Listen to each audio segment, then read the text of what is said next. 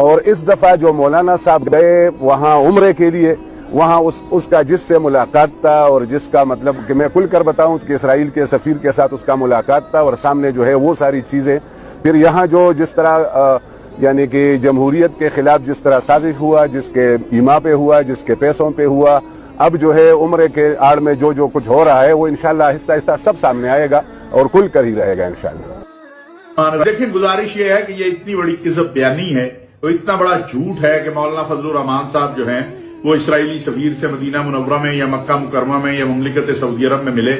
بھائی، مکہ اور مدینہ میں تو کافر آ ہی نہیں سکتا، وہاں تو ممنوع ہے کافروں کا آنا۔ تو خود خیال کرنا چاہیے جھوٹ بولتے ہوئے۔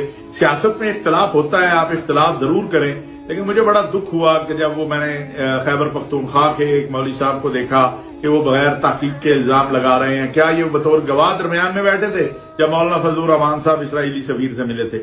مولانا فضل الرحمان صاحب عمرہ کرنے گئے، ان کے ساتھی ان کے ساتھ تھے، ہر جگہ کے اوپر سعودی عرب کی جو انتظامیہ ہوتی ہے، وہاں کے ادارے ہوتے ہیں، وہ موجود ہوتے ہیں۔ تو کیا آپ اس طرح ایک انڈائریکٹلی یا ڈائریکٹلی پاکستان اور سعودی عرب کو متون کرنے کی کوشش کر رہے ہیں؟ الحمدللہ پاکستان کا جو موقف ہے اسرائیل کے حوالے سے وہ بڑا واضح ہے، سعودی عرب کا بڑا واضح موقف ہے۔ دونوں ملک جو ہیں ان کا کوئی تعلق نہیں ہے اسرائیل کے ساتھ، کوئی تعلقات نہیں ہے۔ اور مولانا فضل الرحمان صاحب نے اگر ملنا تھا تو وہ پاکستان میں مل لیتے، اگر اتنی ہی اسرائیلی سفیر سے ان کو ملنا ہوتا یا کسی اور جگہ مل لیتے۔ کوئی خدا کا خوف کریں، کوئی عقل استعمال کریں۔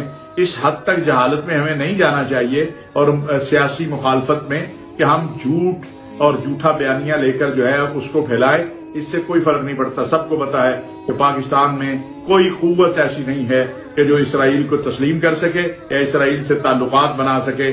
وہ الحمدللہ پاکستانی قوم کا موقف واضح ہے، اور جو مولانا فضل الرحمان کے حوالے سے یہ کذب بیانی کی گئی ہے اس پر دکھ اور افسوس ہی کیا جا سکتا ہے۔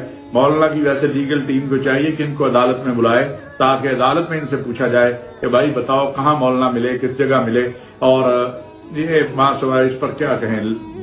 بس جھوٹ کا تو نہ سر ہے نہ پیر ہے۔